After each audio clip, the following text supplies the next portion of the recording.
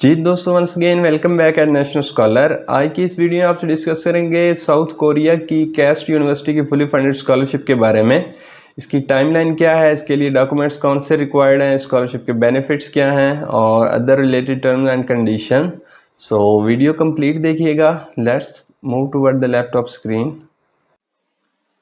जी तो Korea advanced institute of science and technology की fully funded scholarship है ये। इसकी सबसे पहले टाइमलाइन देख लेते हैं। एप्लीकेशन जो स्टार्ट हो रही हैं वो 4 मार्च 2024 से हैं। एप्लीकेशन डेडलाइन 25 मार्च है और डॉक्यूमेंट सबमिशन की डेडलाइन जो है वो 3 अप्रैल 2024 है। उसके बाद जो एप्लीकेशन आप फिल करेंगे उसका प्रिंट आउट आपने लेना है और अदर सपोर्टिंग डॉक्यूमेंट्स जो हैं उनकी फोटोकॉपीज आपने अटेस्ट करवा लेने हैं किसी भी 17 स्केल के ऑफिसर से। वो आपने कैस्ट यूनिवर्सिटी को सेंड करने हैं। उसके बाद जो रिकमेंडेशन लेटर हैं वो सेम इसी डेट तक ही अपलोड करने होंगे आपके रिकमेंडर्स को 3 अप्रैल 2024 तक। उसके बाद ये एप्लीकेशन रिव्यू जो होगा वो 2 मई से 29 मई तक होगा। इसके दौरान वो आपसे कांटेक्ट कर सकते हैं फॉर इंटरव्यू और फर्दर मटेरियल। उसके बाद जो डिसीजन अनाउंसमेंट होगी वो 21 जून को होगी। उसके बाद फॉल सेमेस्टर जो आपका स्टार्ट होगा वो सितंबर में हो जाएगा, 2 सितंबर को। जी अभी स्कॉलरशिप के बेनिफिट्स को डिस्कस कर लेते हैं। टोटल ट्यूशन फी एग्जेम्प्टेड होगी। मंथली स्टाइपेंड जो है वो 3,50,000 Korean Republic 1 for master program और 4 लाख फॉर पीएचडी प्रोग्राम होगा। उसके बाद ट्रैवल अलाउंस वो भी कवर करेंगे और हेल्थ इंश्योरेंस भी देंगे। उसके बाद रिक्वायरमेंट्स देख लेते हैं। एप्लीकेशन फॉर्म आपने फिलअप भी करना है और उसके बाद इसका प्रिंट आउट लेके आपने फॉरवर्ड भी करना है यूनिवर्सिटी को। उसके बाद बैचलर डिग्री अगर आप मास्टर के लिए अप्लाई कर रहे हैं, अगर पीएचडी के लिए अप्लाई कर रहे हैं तो मास्टर डिग्री। उसके बाद recommendation letter only by mail, इसका प्रिंट आउट लेके भी आपने सेंड नहीं करना और ना ही हार्ड फॉर्म में आपने सबमिट करवाना है। उसके बाद पासपोर्ट इंग्लिश लैंग्वेज प्रोफिशिएंसी, इसके लिए टफल 83 और आइट 6.5 है और बाकी टेस्ट भी देख लें। उसके बाद जी इसके लिए फीस भी है जो नॉन रिफंडेबल है, $80 फीस आपने पे करनी है। उसके बाद आपने 3 प्रोफेसर से, अगर आप मास्टर के लिए अप्लाई कर रहे हैं तो 3 प्रोफेसर को शॉर्टलिस्ट करना है। अगर आप मास्टर लीडिंग टू पीएचडी के लिए अप्लाई कर रहे हैं तो आपने एक प्रोफेसर को शॉर्टलिस्ट करना है और उसको मेंशन भी करना है। पहले से आपने अपने प्रोफेसर को जिसको शॉर्टलिस्ट करने जा रहे हैं उसको कम्युनिकेट कर लेना है, उससे राब्ता कर लेना है और अगर वो आपको एक्सेप्टेंस लेटर दे दें तो वो वेल एंड गुड है, वो भी आप अपलोड कर सकते हैं। उसके बाद जो फील्ड्स अवेलेबल हैं वो ये मेंशन है। Natural science, life science and bio engineering college of engineering, college of liberal arts and convergence science, college of business. अभी चलते हैं जी फॉर्म फिलिंग की तरफ। उसे देख लेते हैं। उसमें कोई ज़्यादा डिफिकल्टी नहीं है। पहले फॉर्म था तकरीबन 7 पेजेस का, अभी उन्होंने 4 पेजेस का कर दिया है, बहुत ही शॉर्ट फॉर्म हो गया है। आइए देखते हैं फॉर्म को। जी तो ये वेबसाइट है इनकी, इधर सारी डिटेल उन्होंने दी हुई है और जो फील्ड्स मैंने बताई हैं उनकी फर्दर डिटेल भी इधर है और ये उनके कॉन्टैक्ट इन्फो भी दी हुई है। इधर से आप जाके इनकी फैकल्टी से रब्ता कर सकते हैं और आपने जो प्रोफेसर शॉर्ट लिस्ट करने हैं उनसे आपने पहले से कम्युनिकेट कर लेना है। उसके बाद जी अभी चलते हैं फॉर्म फिलिंग की तरफ। ये जी फॉर्म है, टोटली 4 स्टेप्स हैं। ये इधर इन्होंने मेंशन किया हुआ है। Master program applicant asked to find up to 3 faculty members with their research area and register the name in faculty section। ये देख लीजिएगा। जी इधर सेकंड चॉइस का ऑप्शन आता है, इसे आपने नो और ईमेल फॉर सेकंड चॉइस इसे भी आपने एम्प्टी रखना है। इधर आपने कुछ भी नहीं लिखना। ये सेकंड चॉइस का मतलब ये है कि अगर आपका स्कॉलरशिप पे नहीं होता तो आप पर्सनली पे उधर एजुकेशन हासिल करेंगे, तो इसे आपने नो ही करना है क्योंकि आप स्कॉलरशिप के लिए अप्लाई कर रहे हैं।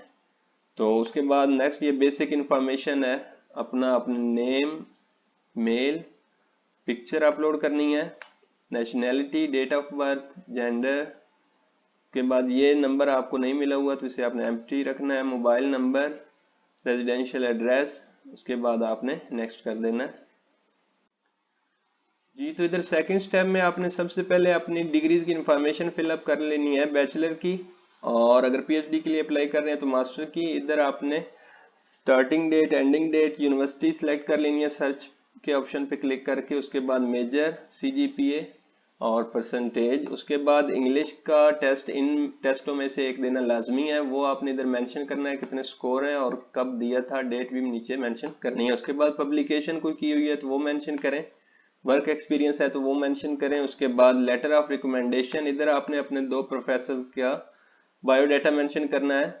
जब तक आप फीस पे नहीं करेंगे आपके प्रोफेसर को ये ऑटोमेटिकली मेल सेंड नहीं करेंगे, जब आपकी फीस पे हो जाएगी उसके बाद ये मेल उनको फॉरवर्ड होगी। उसके बाद इधर आके डॉक्यूमेंट सबमिशन के ऑप्शन पे आके आप चेक भी कर सकते हैं, ये भी तभी ओपन होगा जब आपकी फीस पे हो जाएगी। तो इधर आप चेक भी कर सकते हैं कि आपके प्रोफेसर ने रिकमेंडेशन सबमिट करवाए हैं अभी तक या नहीं करवाए। उसके बाद ये चलते हैं नेक्स्ट स्टेप पे जी। थर्ड स्टेप में ये कुछ क्वेश्चन उन्होंने पूछे हुए हैं, ये आपने आंसर करने हैं। Study at your previous institute, इधर नीचे उन्होंने मेंशन किया हुआ है जी 1/5 लाइन, मीन कि आप 5 लाइनों में आंसर करेंगे और 500 बाइट तक आप आंसर कर सकते हैं। सो जैसे जैसे मैं लाइन इंक्रीज करता जाता हूँ, ये देखें नीचे लाइन कम हो रही है और बाइट्स भी बढ़ते जा रहे हैं।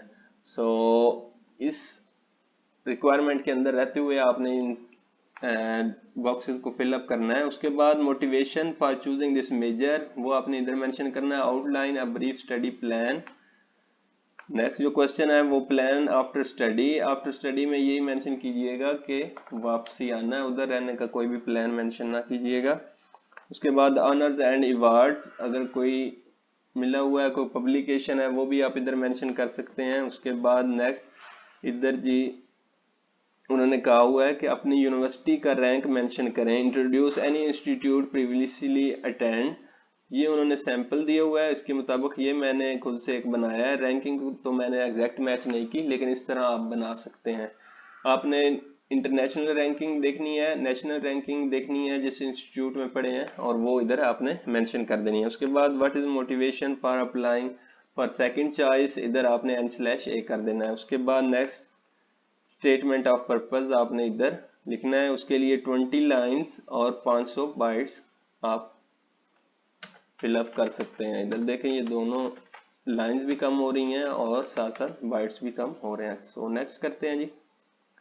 ये जी आ गए हम फाइनल स्टेप पे। इधर जो पहले 3 ऑप्शन है इनको आपने टिक नहीं करना, कैस्ट स्कॉलरशिप को ही आपने टिक करना है। उसके बाद स्पॉन्सरशिप इंफॉर्मेशन देने की जरूरत नहीं है। सेव एंड कंटिन्यू जी। तो इधर हमारी जो इंफॉर्मेशन थी वो कंप्लीट हो गई। उसके बाद अभी आपने नेक्स्ट पेमेंट के ऑप्शन पे चले जाना है, फीस पे करेंगे, देन जो भी अगली इंस्ट्रक्शंस होंगी वो आपको ईमेल के थ्रू रिसीव हो जाएंगी। सो जी ये था कंप्लीट प्रोसीजर कैस्ट यूनिवर्सिटी में अप्लाई करने का। बहुत ही बेहतरीन स्कॉलरशिप है, मस्ट अप्लाई कीजिएगा। मिलते हैं जी नेक्स्ट वीडियो में, अपना बहुत सारा ख्याल रखिएगा। अल्लाह हाफिज।